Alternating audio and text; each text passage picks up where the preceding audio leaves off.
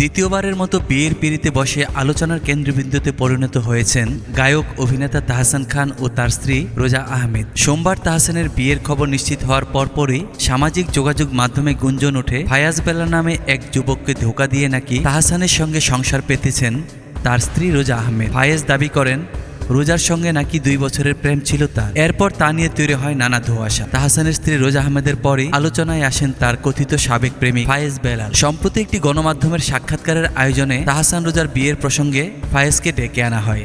সেখানে রোজা আহমেদের নাম মুখে না নিলেও পরোক্ষভাবে কথিত সাবেককে নিয়ে নানান কথা বলেন। সাক্ষাৎকারে ফায়েজ এও দাবি করেন রোজার বিয়ে হওয়ায় ফায়েজের মা কান্নাকাটি করেছেন। ফায়েজের কথায়, আমার কারো উপর অভিমান নেই, আমি তাদের দুজনকেই অসংখ্য শুভকামনা জানাই। ওদের বিয়ের খবরে আমার মা সবচেয়ে বেশি ভেঙে পড়েছেন, মানে আমার থেকেও বেশি। তিনি আমাকে আজকে এই সাক্ষাৎকারে আসতে দেননি।